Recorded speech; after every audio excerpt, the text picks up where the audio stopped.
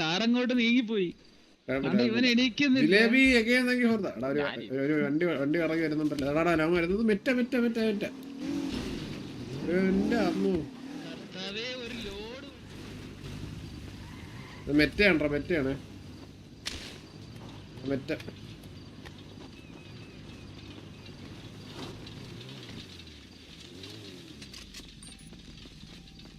എടാ മെറ്റ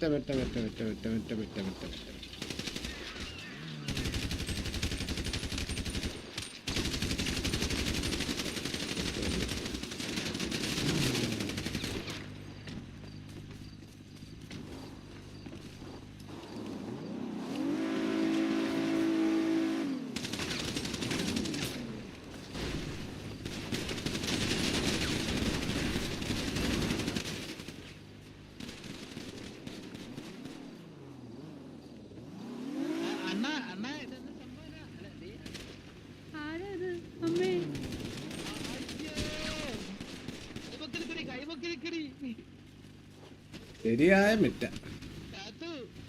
ഞാൻ കൈയൊന്നും വെക്കൂല. ഞാൻ എങ്ങനെ ഇരിക്കുന്നു?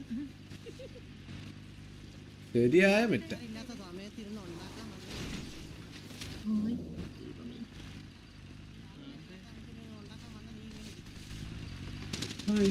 ജാതി മെറ്റ.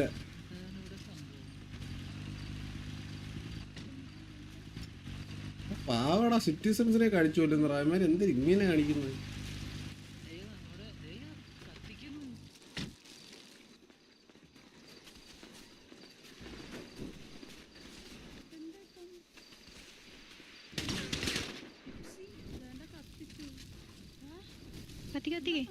എന്ത് പറ്റാടാ അമ്മമാര്?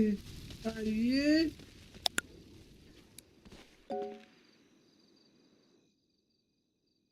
ഹംസക്കുട്ടി പക്ഷെ മൂഞ്ചി കേട്ടാ. ഹംസക്കുട്ടി ഒരേ തിന്ന കേട്ടാ. അടിച്ച കൊടുത്താൽ ഹംസക്കുട്ടി ചത്ത്. പത്തോളം അടിക്കാൻ പറ്റിയില്ല. ആള് ചത്തവിടെ.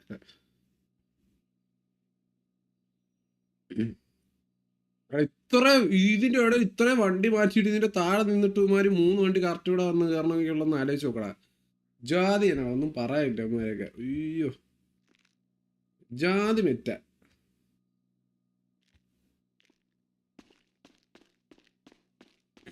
ജാതി മെറ്റ ഒന്നും പറയാനില്ല. റേഡിയോ എല്ലാം പോയല്ലേ.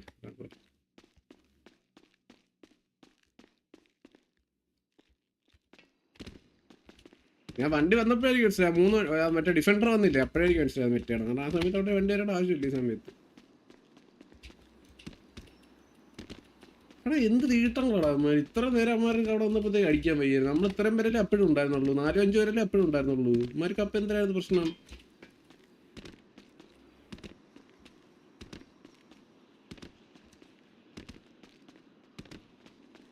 എടാ ടാച്ചി അണ്ണാ ഇതിനാണ് പറയണത് തായോളിത്തരം. ശുദ്ധ തന്തയില്ലായ്മ.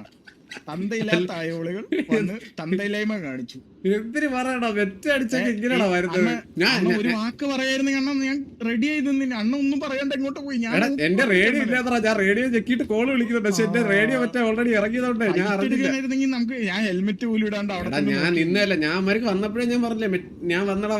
ഞാൻ റേഡിയോ കോൾ വെക്കുന്നുണ്ട്. പക്ഷെ റേഡിയോ ഇല്ലായിരുന്നുള്ള വിട്ടു. ഇവർ കത്തിയിട്ട് വന്നപ്പോഴേ ഞാൻ സാവേജിനോട് ലാസ്റ്റ് കോൾ കൊടുത്തിട്ടാ. ഇല്ലല്ല അവിടെ വേറെ ആരൊക്കെ നിപ്പുണ്ടായിരുന്നല്ല ആ സമയത്ത് നമ്മളോട്. സാവേജിനോട് ഞാൻ പറഞ്ഞു. സാവേജിനോട് പറഞ്ഞു ഓക്കെ അല്ല ഇത് കുഴപ്പമില്ല. ഞാൻ ഒരുത്തനെ അറിഞ്ഞിട്ട്.